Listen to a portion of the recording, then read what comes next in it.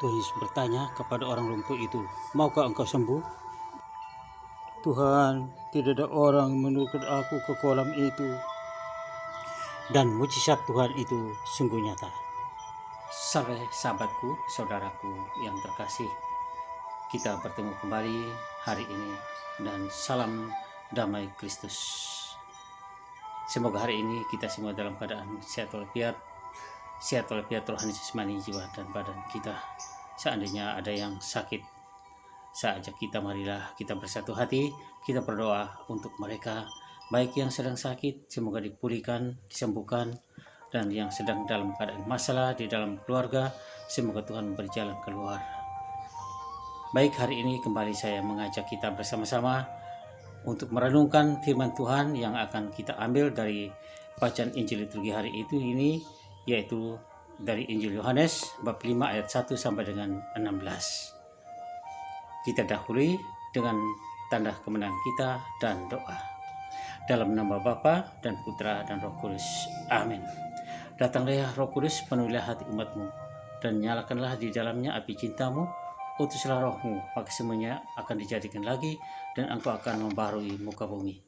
Ya Allah, engkau yang mengajar hati umatmu dengan penerang Roh Kudus, berilah kami dengan perantaraan Roh Kudus itu kebijaksanaan yang sejati, serta karunia selalu merasa gembira atas penghiburannya karena Kristus Tuhan kami. Amin.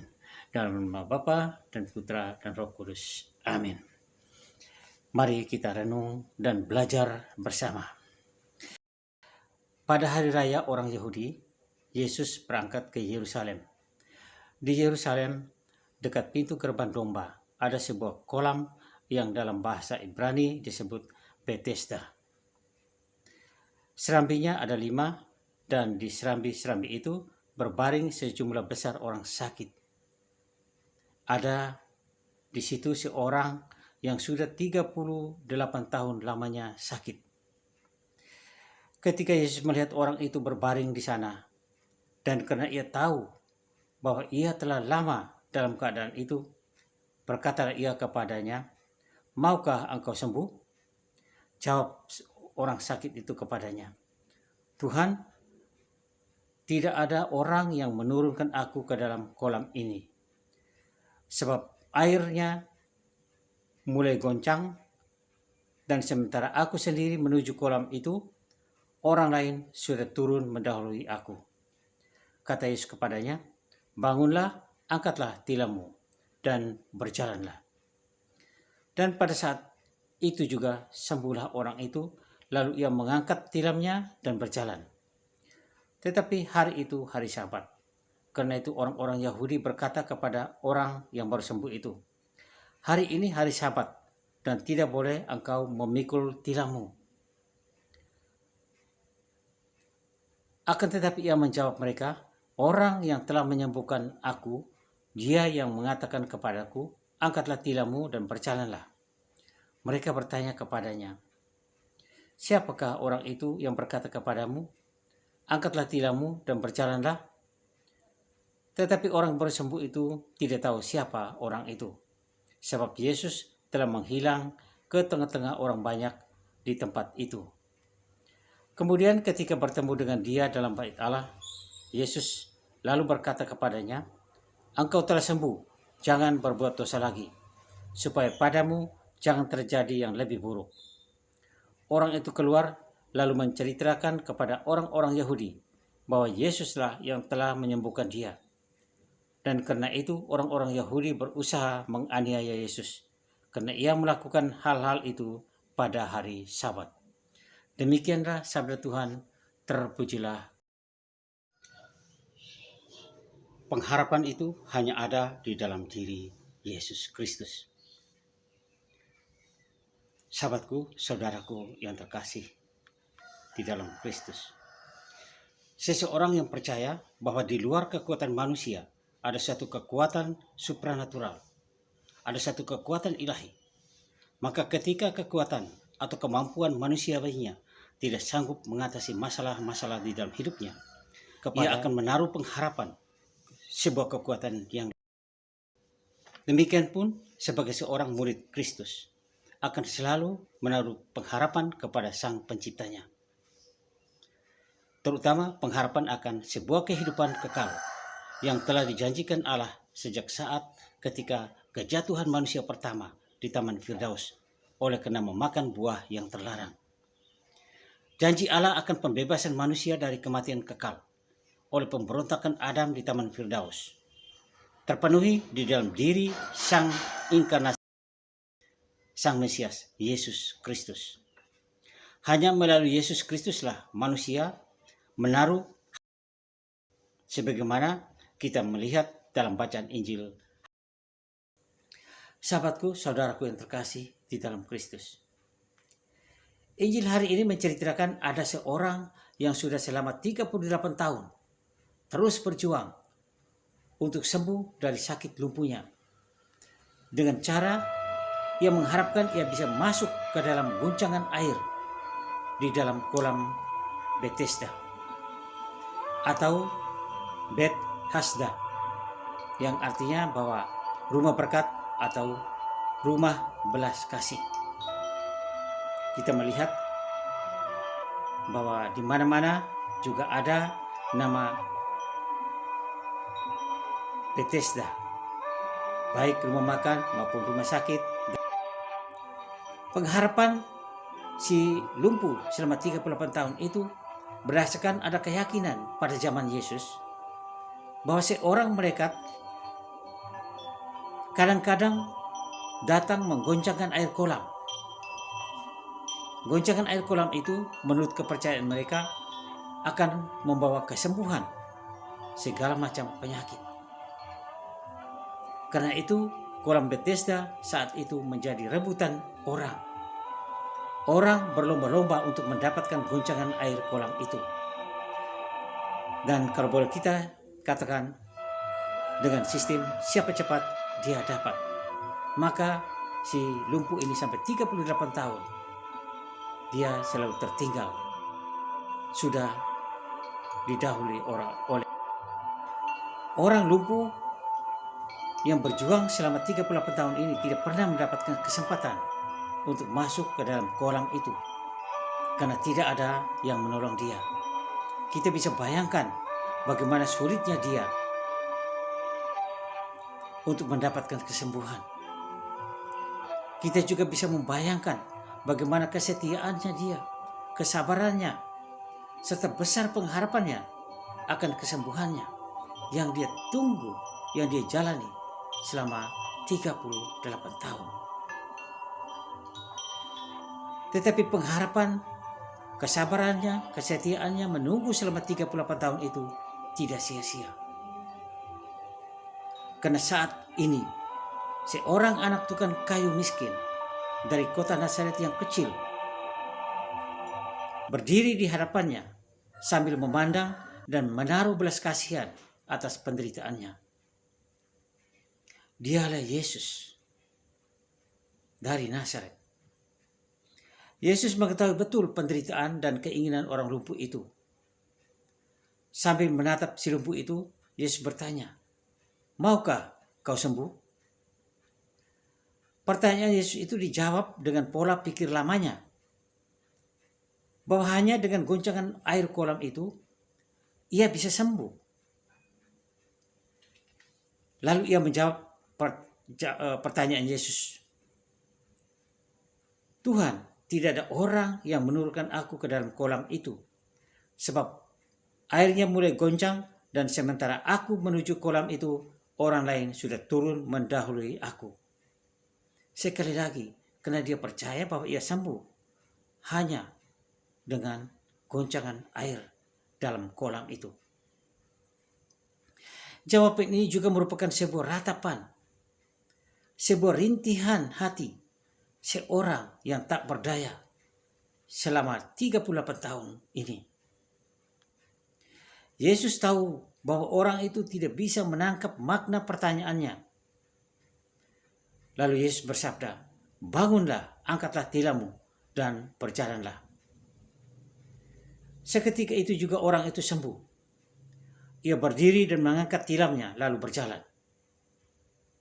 Mungkin saking senang dan sukacitanya, orang lumpuh itu lupa bahwa pada hari itu adalah hari Sabat di mana menurut hukum agama Yahudi, orang tidak boleh bekerja berat, juga termasuk tidak boleh memikul tilam pada hari itu. Dan lebih lagi, saking gembiranya, saking senangnya, dia lupa. Dia tidak ingat siapa yang telah menyembuhkan dia. Walaupun Yesus tidak pernah menuntut balas jasa, tidak pernah mengharapkan supaya dihormati atau dihargai atas segala karya kasih kebaikannya. Sahabatku, saudaraku yang terkasih, orang lumpuh itu tidak perlu lagi menyentuh goncangan air di dalam kolam Bethesda itu, karena ia berhadapan dengan seorang. Dia, Yesus, adalah sumber air hidup yang sejati, Sang Kristus. Firman hari ini juga ditujukan kepada semua umat manusia di segala zaman, khususnya kita para murid, bahwa kita juga perlu selalu menimba dari mata air sumber kehidupan itu, yaitu Tuhan Yesus, Sang Kristus itu sendiri. Seringkali hidup iman dan hidup kerohanian kita menjadi layu, menjadi kering, bahkan mungkin mati ketika kita jauh dari mata air sumber air hidup itu. Karena itu kita harus selalu terus menimba, bahkan harus terus selalu minum dari sumber air hidup itu.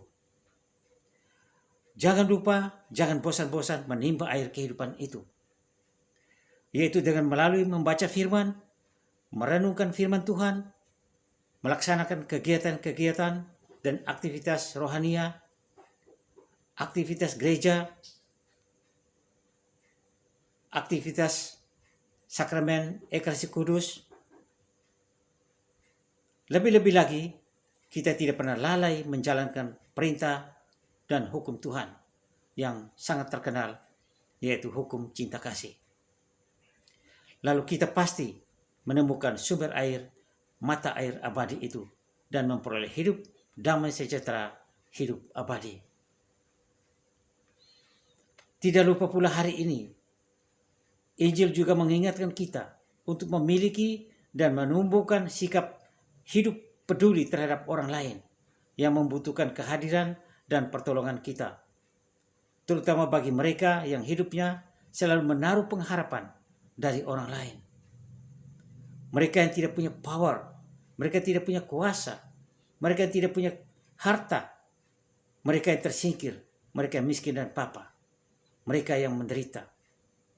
Dalam ketakberdayaan itu, mereka menantikan kehadiran kita untuk memberi kekuatan, untuk memberi motivasi, supaya mereka tetap hidup dalam pengharapannya. Kalau kita menutup mata hati kita tidak peduli atau apatis terhadap mereka, kita bahkan sudah membuat mereka lebih menderita. Bagaimana perasaan kita kalau kita sendiri mengalaminya? Apakah kita juga sanggup, kuat, teguh dalam pengharapan seperti si lumpuh tadi yang sampai 38 tahun dia bersabar?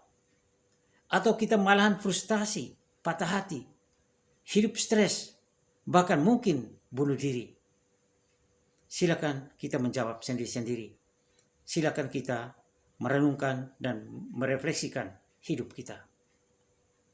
Karena itu pada kesempatan ini juga saya ingin mengajak, mari kita sama-sama membaca dan merenungkan seruan Paus Fransiskus dalam bulannya yang berjudul Misericordiae Vultus.